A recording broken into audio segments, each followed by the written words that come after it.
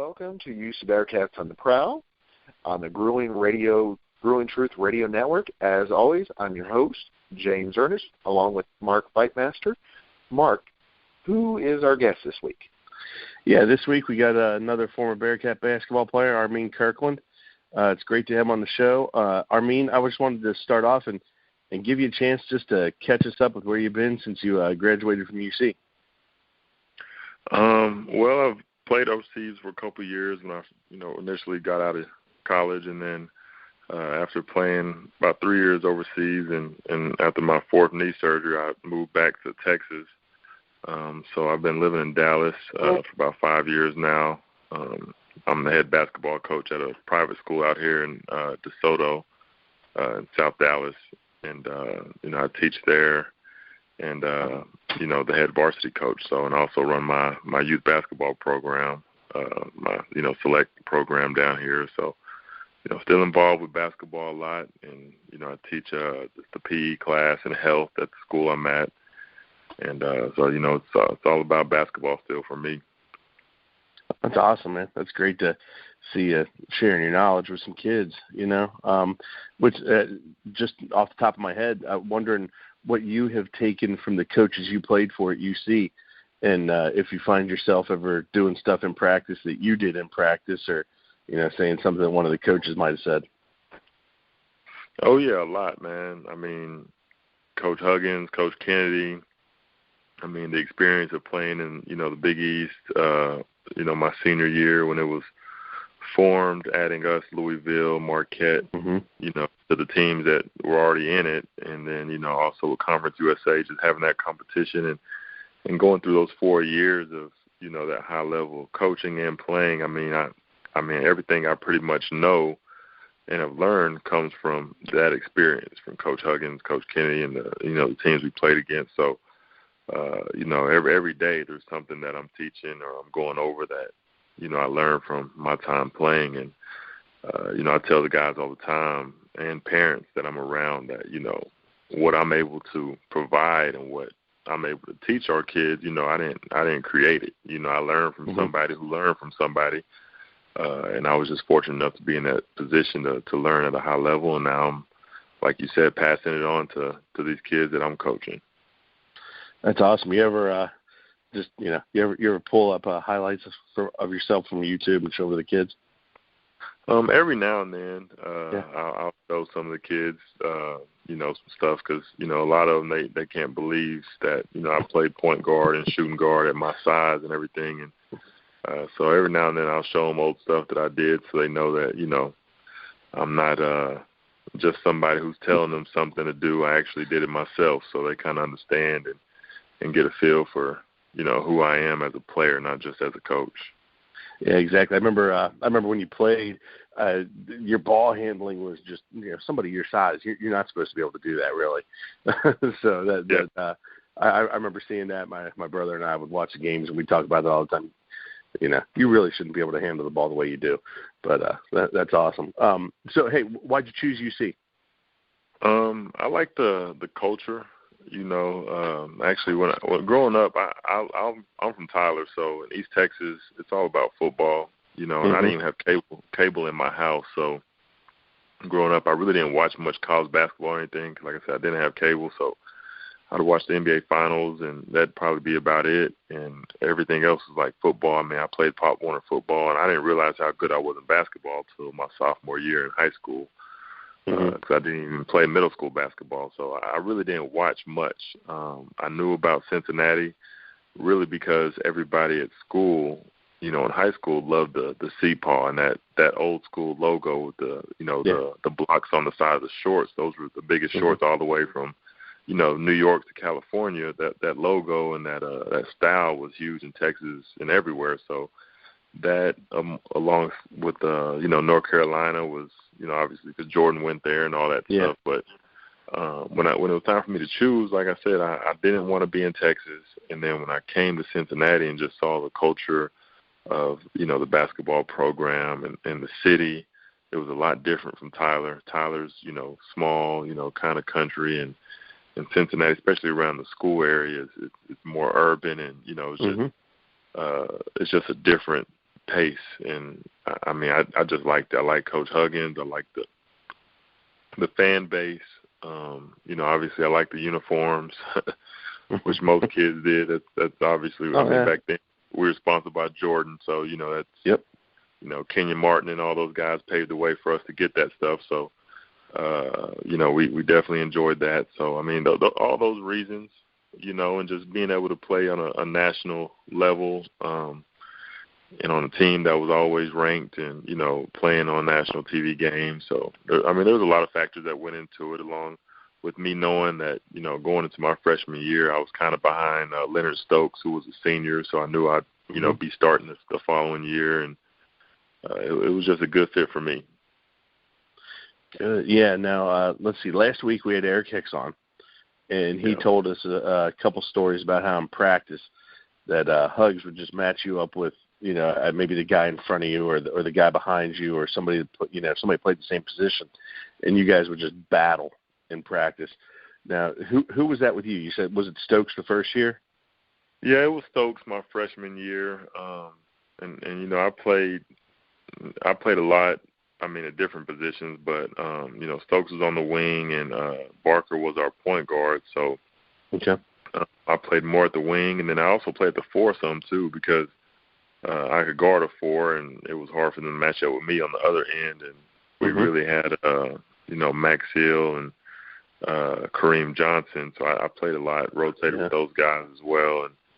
And so, yeah, I mean, he would match me up. I mean, the biggest thing was the learning curve. You know, Stokes was, you know, just a senior. He was just smarter, so he would know how to use screens. He would know how to set me up, and so it was kind of tough, you know, as we're freshmen going through those things. And I mean, but you know, you learn, and it's just part of the process, you know. But yeah, but Hugs definitely pushes you, and it only makes you better, though. Yeah, true. And then I'll ask one more question before I turn it back over to James. What one game that you had in your career here at UC would you want to be remembered for? Probably my most impactful game would probably be when we were in the conference tournament the year that we won it. My sophomore year, we won conference, and then we were in the conference tournament, and I hit the game-winning goal. That was my sophomore year against Louisville. So I think it was tied up, and you know, it was probably 15 seconds left or something like that, and I hit a turnaround jump shot, or kind of like a little layup over Taekwon Dean. Then we go up 2, and then you know they try to shoot a last second three or something and miss it, and we win the game, and we won. So that year we won conference regular season, and we also won the conference tournament. The next game we played DePaul, and I think we might have beat them by 15 or something. So it wasn't really much of a game, but. So that game there was probably, you know, with I guess what was on the line, the biggest moment. And I think you know, with that, I mean, I didn't have that many points that game. I think maybe 12 or 13, but that shot was probably the best shot that I had as far as in my career for the Bearcats. Nice. James, I'll turn it back over to you. Let you ask a couple questions. Yeah, actually, it's kind of interesting with you being a teacher. Both me and Mark are kind of in that same boat. Mark is an active substitute teacher, and I have my degree in teaching phys ed. However, unfortunately, finding a teaching job is just, it's ridiculous. Because as you know, no one ever quits a phys ed job. Some of the other jobs people want to quit, but once you get a good phys ed job. Yeah. I mean, you're right about that. What's your everyday, you know, like a normal day for you? Is it more, you know, phys ed or health class, or is it a little mixture? No, I got lucky. You know, my first year teaching, I was teaching math, and like you said, and it was just, I mean, it was tough. You know, I'd look for physical education jobs, PE jobs, and you know, they're hard to come by. So I started out my first year teaching in Dallas School District. I was teaching middle school math, so I got certified for math, PE, and health. But like you said, I couldn't get a PE and health job, and I wasn't coaching.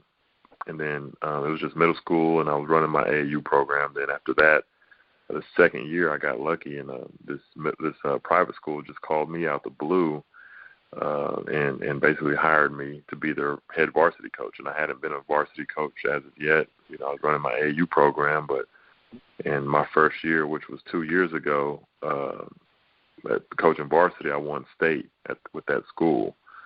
And then so last year we went to the Elite Eight.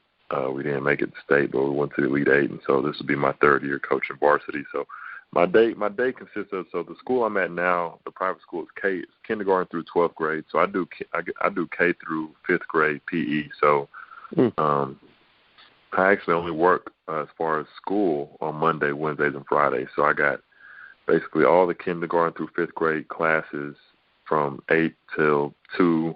I got their classes of PE. Some of them are together, and then from 2 to about 3:30, I'll have my health class for the high school kids, and then after that we have basketball practice. Tuesday we had a game. We got back late last night, probably about 11:30. Had to wake up this morning, go back to work. And then I had my AAU practice tonight at 7:30 for my 6th grade team. So I just finished that a little while ago. Tomorrow I'll have my day off, so I get to chill during the day, and then I go meet my high school team at 4:30. We got an away game. So we'll have a game tomorrow night and Friday night, and then Friday same thing. I gotta go to work, so I'll have my kindergarten through 5th grade classes of PE, do my health class in the afternoon.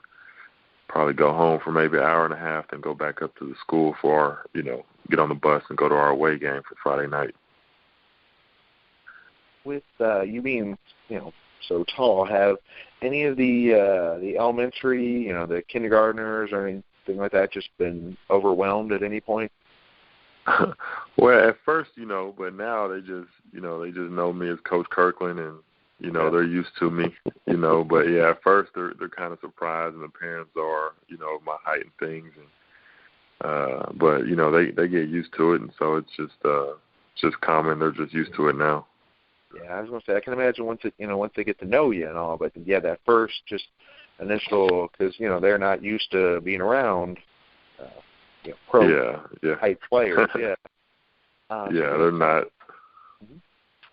With being the head coach, do you feel that you have any influence on the schools that come to recruit your players? With having played at the higher levels, do you think they listen to your input more, or is it more just colleges are going to do what they're going to do? I think they definitely respect my input more, and then they also, we have more in common to talk about, because some of these coaches, I haven't had any high level coaches come and I guess recruiting my kids. I haven't had any of those type of kids, just the All-American types. But for the lower level coaches, small D1s and stuff, they'll know some of the coaches that I've played for. They would have met, hugged somewhere, and then they'll have conversations like that. So it's just different things that we can relate to, or they'll ask me about, how was it playing against, I don't know, Patino or somebody, so, and because I've had those experiences, we'll have different types of conversations, and obviously they'll respect my opinion on kids more so, but at the end of the day, they got to want the kid, and they got to think that kid's a good fit for them, so I can't, and I don't try to convince, these coaches, hey, you need to recruit this kid or get this kid a scholarship, because I know, how serious it is, and I'm pretty, critical of players as well, so I don't show favoritism. I just I tell like it is. If a kid can hoop, he can hoop. If he can't, then he can't. I don't want to get anybody fired. Makes sense. Let's see. Yeah, if you could tell us a little bit about your overseas time. What teams and what countries did you play for? Okay, well, I didn't play long because, as you probably know, I tore my ACL my senior year, and then I went to the D League. After I healed up, and then in training camp of the D League the following year, I tore my other ACL. So I had to, rehab again for about 7-8 months, and then so the next season I went overseas, and I was in Dubai my first year. I came back from Dubai. I had to have a scope on my knee. Then the following year I went to Singapore, came back from Singapore, I had to have a scope on the other knee. And then my third year, I went to Hungary. And, after the summer before I went to Hungary, I was just in a lot of pain. I was in Cincinnati. I was living with my girlfriend at the time. And I would go up to UC for open gym and Cincinnati State. And, usually, I'm a gym rat.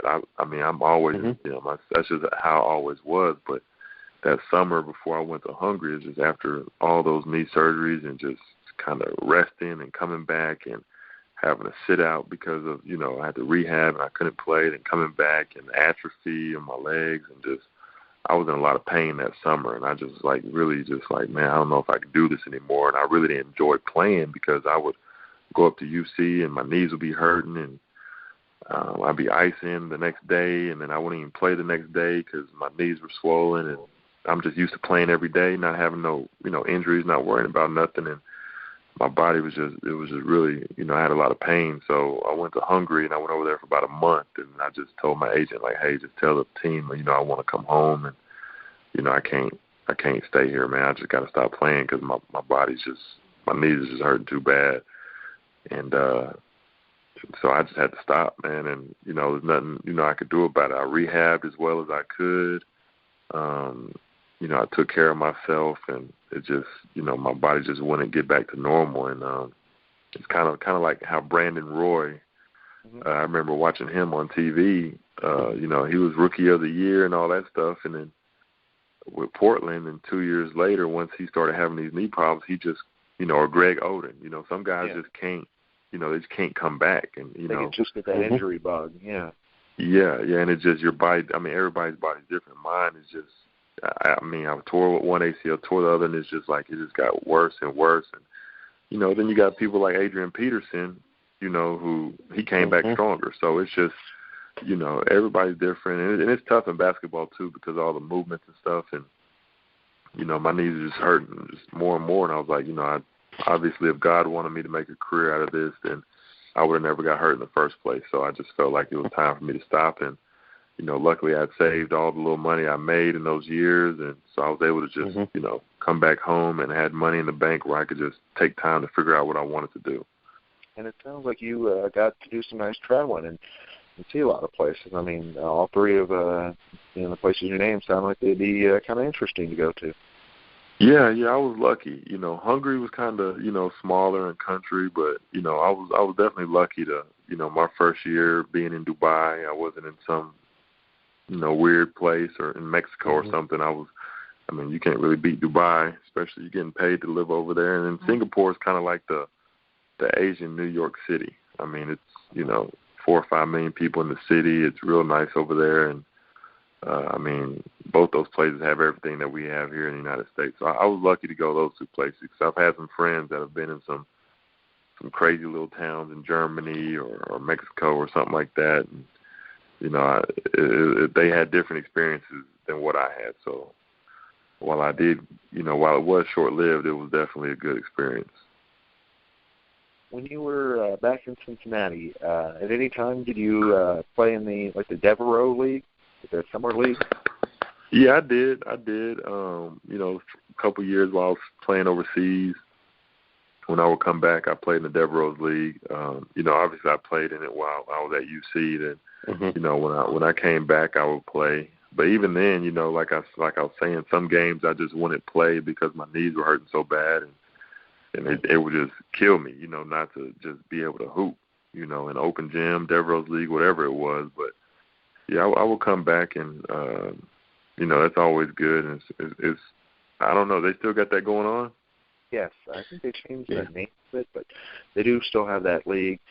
That's one of the neat things, though. I hear from former players from UC, Northern, Xavier, different places, that is one of those secrets that, more people need to know about, just, kind of how Rutgers Park and all that you get such top-quality talent playing in those games, but, unfortunately, they don't advertise it enough.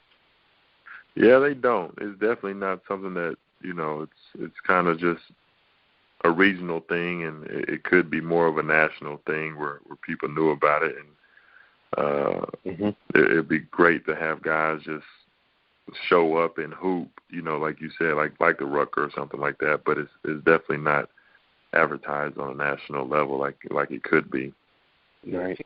It should be used more as like a springboard, for the players to get their opportunities out there. But yeah, I mean, it's still, I'm sure it's a lot of fun playing in it.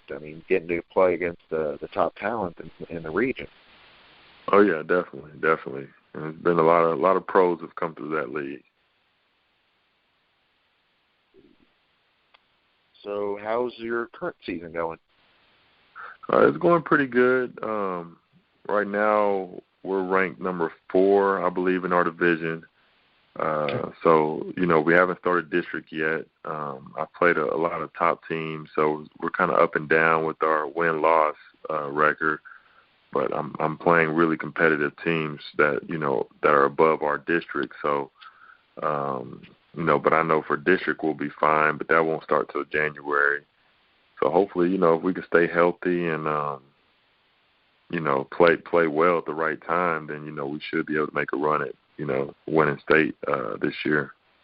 I think that makes sense. You play above your league. That way you can, experience the tougher games. I know with around in the Cincinnati area, the St. Xavier Bombers, they always play their games on the radio, and they end up losing like 2 of their first couple games, and everyone was like, oh, they're so worried because, they thought, oh, the season's ruined.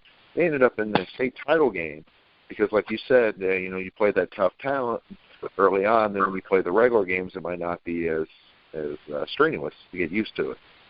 Yeah, exactly, and that's my philosophy. And I'm not living through the kids. I'm just trying to get our team better. So I don't care what our record looks like. I don't beat my chest by beating a bunch of low-level teams. I want to play the best. I want to get better. So you're focusing on improving the players. Exactly. You mentioned your AAU team. With that, how long have you been in coaching the AAU? And do you do other grade levels, or have you always focused more on the middle school levels? Oh, no, we have, when I first started it, I actually started it in Cincinnati. So I had teams in Cincinnati, for about 2 or 3 years when I first stopped playing overseas back in 2009, 10. When I first came home, I started in Cincinnati, and actually Alex Meacham, who he runs Assigning Stars, he's part of the reason that I started as well. He helped me with what he could do in Cincinnati with, forming teams, because he had an abundance of kids, and his program has really been successful. And I appreciate what he did for me as far as, he had so many kids, he would have to let some kids go, unfortunately. So he would just connect them with me and say, hey, Armein's starting a team, and maybe he could be your coach. And he kind of helped me get some kids, and I just started it in Cincinnati. And my first year in Cincinnati, I did it. I had 8 kids, and we had one team, and it's grown. Then so when I moved to Texas, I started it, and so this is going to be my 5th year doing it in Dallas, and we've grown to last year we had 170 kids in the program and 17 teams. Nice. So it's grown, and we have all ages. So I was coaching I coach the 6th grade team right now. I've coached high school kids in the past, and we have a 2nd and 3rd grade team all the way up to 17U, and then we have 3 girls teams. So we have mostly boys teams, but we have 3 girls teams as well. Well, Mark, I'm going to turn it back to you. I was going to say you probably have some philosophy questions, because with now, aren't you coaching a little bit basketball? Yeah, I am. I'm coaching my daughter's 6th grade basketball team, but we don't need to go into that much. My basketball knowledge comes from watching. It wasn't from playing. You played overseas. Maybe a little bit different question for you. Was there any foods that you refused to try, or any strange foods that you tried when you were living overseas that you liked? Not in Dubai. Dubai, I pretty much ate like I was here in the United States. They have Outback, Applebee's, Church's Chicken, whatever. And then Singapore, they had some different stuff because it's Asian, but they still have American food places over there, a lot of American food places. But then they got some funny stuff that I wasn't willing to try. I mean, they got, little markets down the street. They got fried frog legs and, I don't know, just different type of just animals that, I wasn't eating that. But for the most part, I didn't have to either because, like I said, it wasn't some rural place. It was, it was a big city and it was really westernized. And then Hungary had the best food. They're just local food. It just, the way it tasted, it was good. So in Hungary, I was in a small town, so there wasn't, I think they might have had McDonald's, that was it, but it wasn't like Dubai where there's Outback and Applebee's and all that stuff. So it was maybe McDonald's they had, but they're just their local, the food at the hotels and stuff like that. I would just order, the chicken and rice with their gravy sauce or something, and the way their gravy was made or the sauce they put on their grilled chicken and just how they cook it was, it was just different, but it was good. It was good. It was just, it was kind of like their version of country, country food or just, old fashioned, like how we would eat over here, but it was just a different flavor to it. Gotcha. So you weren't running. You weren't running down to the market in Singapore to get some octopus or anything. Nah, man. I was keeping it simple, man, and like I said, because the Asians they got some different stuff that they'll eat. So no. Yeah, I can't say I don't blame you on that one.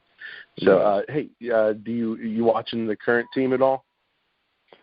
No, I haven't really been. Man, I've been so busy with our season. Now the basketball season started. Because like I said, I'm doubling up. I got like this Saturday. I got my AAU games this Saturday with my little kids, and during the week practices and high school varsity. So when I get home, I probably watch ESPN, maybe the highlights here and there, like I saw what Clay did the other night. But as far as just having time to just come home getting off at 4 o'clock or 5 o'clock and just having, time to watch games, I really don't have time.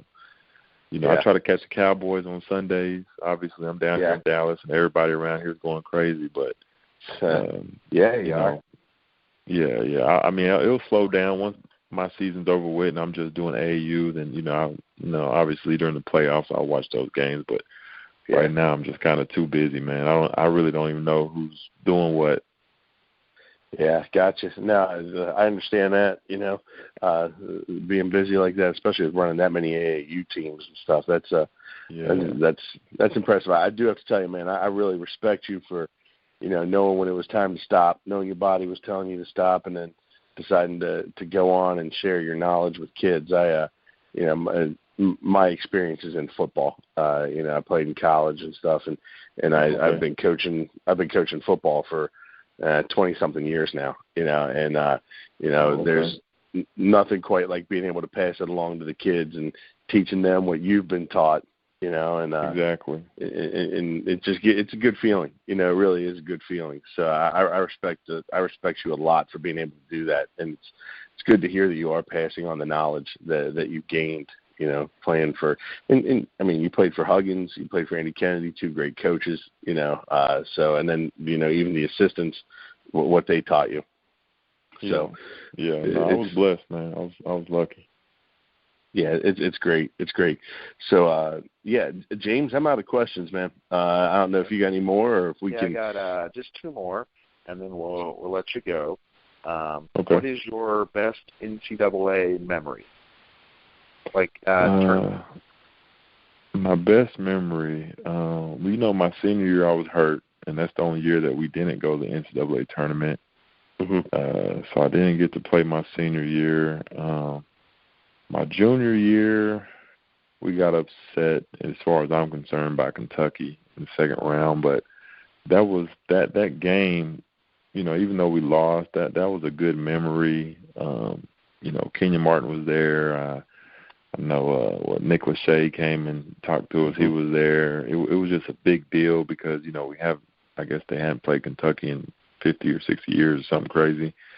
And we matched up with them in the second round. And I remember they were saying that it was the biggest second-round game that they've had as far as ticket sales or something. And it was just the atmosphere was real electric, and it was just it was a big game. So that would probably be it, just because of, you know, the magnitude of the game and it being a second round game. The year before that, we lost to Illinois, who went to the Final Four that year. They had a really good team with Darren Williams, which one of my homeboys. He's from Dallas as well. But that game probably, you know, as far as just you know, having a memory. I didn't have a particularly well game that game. I mean, we played hard, but I mean, we just couldn't get over the hump. I don't think as a whole, the team, we didn't shoot very well. We played decent defense. We just didn't have a good offensive game overall. That's the game. You know, some of the older. Oh, go ahead. Oh, as well. That's the game Eric talked about last week too. Remember that, James? Yeah. We asked him a similar question. He said that game, the UK game, was the one that he remembered the most. Yeah. Yeah. It was a good game, and then, you know, obviously, Eric played, you know, got to play his senior year, but they were in NIT. But that game was just good because, you know, a lot of old Bearcats came to the game, and, you know, more so than any other games that we've ever had. You know, I don't think Kmart came to any game besides that one my whole Bearcat career. So I think DeMar Johnson might have been there, and it was just good to see some of these guys that I've never seen before, but I just knew that they played for us, that were high-level guys. And Ruben, you know, Patterson was there, but he used to come to a lot of games because he was living there. But so it was just, like Eric said, it was just a big game, and the atmosphere was really big, and it was just a fun game to play in, especially being in that football stadium. I think besides Syracuse later on, I've never played in a football stadium, so it was just different as well because there's so many people there. It's twice as many people as, you know, could fit in a basketball arena, so it was just a lot louder. It sounded different. Everything was different about it. Excellent. And then the last one, on your teammates that you played with, any, you know, funny stories that stick out that, you know, that just, you know, something kind of off the wall? Not really, nothing in particular. I mean, I remember, I don't know if y'all remember when we did the season on ESPN. As far as just what I remember, as far as, you know, good memories, I mean, besides just, you know, stuff that was just normal every day, just clowning and stuff, that's nothing like really out the norm because it was just every day. But it was real fun to watch the season, you know, because we never, you know, just looking at ourselves on TV and instead of us, you know, being in it, talking about it, we're on the outside, you know, kind of looking in at ourselves. And so they would rerun those clips and, you know, we'd all sit down as a group and watch the show or whatever. And actually one time they videoed us watching the show. That was part of on the video or on the, you know, on the next show, they showed us watching the previous show. So, and then just watching things that we didn't know some of the players did. I remember John Meeker, we didn't know that, you know, he was singing country music and, you know, had a guitar in his apartment, you know, and so until we saw the show. And then he just started singing one of these old Outkast songs, but he did it in the country, I guess, way. And, you know, that was funny for all of us because, you know, he wouldn't do that in front of us. Yeah. You know what I'm saying? But, you know, in the privacy of his own apartment, you know, he kind of got down a little bit. And, you know, luckily they were there recording it. And we got to see it all as a group on TV live together. And it was funny. And just some of the comments that some of the guys would make to each other, just clowning each other and just seeing it on TV. That was a real good experience. And, you know, I mean, not too many teams. Every year I think they might have done 2 teams or whatever, so we got lucky to be picked to have them follow us around. And I still got that DVD to this day with all the episodes on there. So, you know, I watch it from time to time and show some of our players kind of like, you know, this is the how we're living in college episode. And it was good to be part of, and that was definitely a funny experience as well. Very cool. Sounds great. We definitely, you know, look forward to following up with you, finding out how, you know, your players are doing in the AAU and of course in your high school team, and hopefully the state championship, you know, you're able to acquire that this season. Yeah, I appreciate it, man. We're definitely going to be trying to. And actually, I'll be up in Cincinnati on the 21st. I'll be up there. I'm coming to visit, so I haven't even looked at their schedule yet. I need to look at their schedule and see. Hopefully they're playing in town. I'll catch a game or two. How are they doing so far? They're doing well. They're playing some good ball. Marshall. Yeah. Tomorrow they play Marshall? No, on the 22nd. You mentioned being up on the 21st. At home? Yeah, they'll be doing a home game at 3rd, 7 p.m. So, yeah. Oh, okay. Yeah, definitely. I'll definitely have to catch that one, man. So I'll definitely look forward to saying hi. Okay, yeah. Yeah. Cool. Yeah, I'll definitely be there. As long as nothing changes on my agenda as of right now, I should be there on the 21st. So I'll come to that game on the 22nd, and I'm sure you'll be able to find me in the crowd somewhere. Yeah, I was going to say, you might. Yeah, it might not be too difficult. And then, UC 7-1 right now. So they've had a great season so far. I mean, they've only got the one loss to Rhode Island, and Rhode Island looks like they're going to be a really tough team this year. Yeah. Oh, okay. That won't hurt their RPI then. No, not at all. They're playing good ball, man. They're back to playing tough defense. Not the best shooting wise, but when you're only giving up 50 points a game, you only got to score 52. So yeah, exactly. But, they're playing well, man. They're playing well. Okay, cool. Well, I appreciate y'all having me on the show, man. And just anytime, man, just give me a call, and I'd love to talk to you guys again. Sounds great. Yeah, appreciate it. Sounds good, Armein. Thanks for coming on, man. And seriously, best of luck this season, and keep up the good work, Coach, man. All right, thank you. Of course, we'd like to thank Armein for being on the show. He was great. We're going to cover the men's team now, like we were saying with Armein. UC 7-1. Mark, who do they have next? Well, Saturday, big game against Butler. Big potential for a revenge game from last year when Butler, kind of controversially broke their hearts there at the end of the game. But it'll be an interesting game going over to historic Hinkle Fieldhouse, I believe, to play. And, UC is going to come walking in there with the 7th best defense in the country, giving up 58 points a game. Butler, they score about 78 points a game, and they're one of the they're ranked 87th scoring wise, so that'll be an interesting game to see. Butler's defense is not quite as good as UC. They're giving up a few more points, but they're still ranked 20th overall. So I predict we're going to see another one of those great defensive battles that we've become accustomed to as UC basketball fans. So it'll be an interesting game. 60-something game, somewhere around there. Yeah, this could be one of those games where you're thinking the first to 65 wins. So, a lot like the Iowa State game last week. What was that? That was an overtime game, and they won with 54 points. So that is crazy. I mean, or 55 points, but yeah. 55, but going into overtime, you would think that they would score more than that. But that is. And the nice thing about those two teams, it was a defensive battle. It wasn't just no one could shoot, which right. Some other times when you see low scores like that, that's your first thought. But no, they were. I mean, the defense is intense. Yeah, open looks were at a premium that night. Iowa State played good defense. UC, I'll tell you what, man, this team always seems to have a hand in your face. They don't give a lot of open shots. So, I think you're right. I think we're going to see a game in the mid-60s. Your winner is going to score in the mid-60s Saturday against Butler. So we'll see what happens. Again, this is one of those games. Well, actually, before we came on the air, you and I were talking, Butler actually lost tonight to Indiana State, and that was a big upset. Butler came in ranked 18th, and Indiana State knocked them off by 1.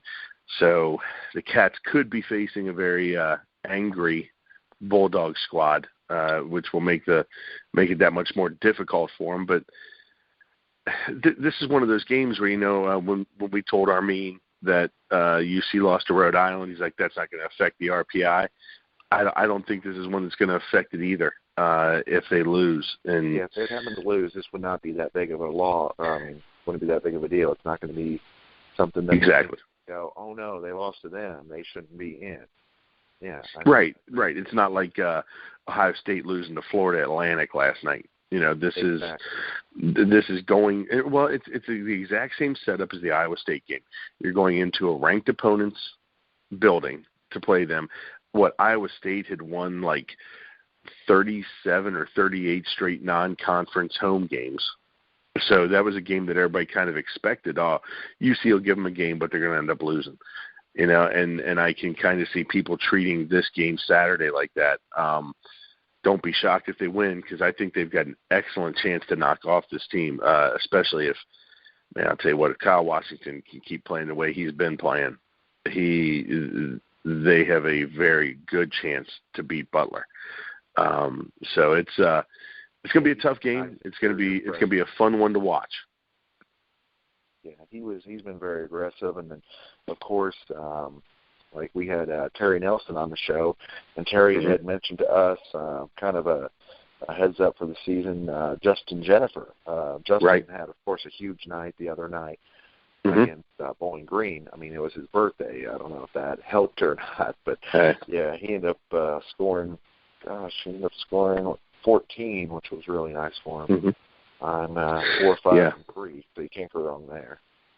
Exactly. I mean, when you can get Justin Jennifer contributing on top of what Jacob Evans can give you and on top of what Troy Copain can give you, that's just that's money in the bank. I mean, that's just and the same thing with Kevin Johnson. Kevin Johnson, in my eyes, local kid, good shooter. He's there for defense. He can play very good defense, and anything he scores is just gravy, because you don't expect it from him, but when you get it, man, it is so nice to have. So, again, 7, 8 deep, then, yeah, it's going to really open up their ability to play well in the tournament. Yep. Yeah, this has the makings of a very fun season. I thought so ahead of time, but I didn't. Being a Cincinnati sports fan, you never want to get your hopes up because you're ready for them to come crashing down in the most heartbreaking ways possible. But this team's got a different feel about them, a little bit different swagger about them. Are they going to win the national championship? Who knows? But they have a chance to have a very good season, and that's what you want out of your basketball team is a good competitive season. Well, I know in the men's, actually, the opponent for the women's team this week could possibly end up winning. It's going to be the Crosstown Shootout. Yeah. Yeah, which will be interesting. Obviously, the Xavier women's and the UC women's, probably neither one of them, same thing, national title contenders, unlike the Xavier men, which, I don't know, they've really impressed me this season. But more so about the women's version of the Crosstown Shootout. That's going to be coming up this Sunday. Obviously, UC's kind of limping coming into the game. They played Ohio State. But the good thing is their shooting arms should be well rested. Oh yeah. So I don't know. They shot a lot. They just didn't take anything. Yeah. I remember you finish a game on the wrong end of a 63-10 run. It was a tough day. And after they did so well against them last season at home, that was the odd part. So I was hoping to at least see a competitive game out of it, but I'm sure Coach will rally the team and they'll have a good matchup against Xavier this upcoming Sunday. Yeah, well, and one last thing about the Ohio State game, it's like you and I were saying before the show, it really shows you the gap between the haves and the have-nots in women's basketball. Because Ohio State is one of those haves, and UC is a building program, so I consider them a have-not at the moment. Man, it is staggering the difference. Exactly, I know what you mean. With women's sports not been as round as long, you're right. There's not as much parity or depth as there is, like how there is with men's sports now. I mean, exactly. They could go anywhere from being out in the first round to, who knows, even a Final Four team if they do things right, where unfortunately with women's sports, pretty much, let's see, and I haven't really followed any other teams other than the Xavier women's, the UC women's, and NKU women's teams this season. Yeah. But let's see. You got your UConn, your Notre Dame, Notre Dame, and UK. So I'm going to say Yep. those 5 teams, 6 teams, something like that, and Mhm. probably at least 3 or 4 of them will be, or 2 or 3 of them will be in the Final Four this year. Yeah, the women's tournament is one of those where you're number 1 seed, you're in the Final Four. Yeah. You know, Yeah, whereas the men's tournament, it's not that way. Yeah, you notice no one does the bracket challenge for the women's because No. it would never make any sense now, because if you're the number 1 team, you just kind of do the numbers down the line. It's straight chalk there. Oh, yeah. With the men's, it has been so ridiculous the last couple of years. I mean, was it Villanova winning last year? And I'm sure very few had that projected. Oh, yeah. Well, and go back to UConn just a few years ago. You know, I think they were a number 8 seed or a number 9 seed when they won. They were having a down year, and they still stepped it up in amazing things. Yep.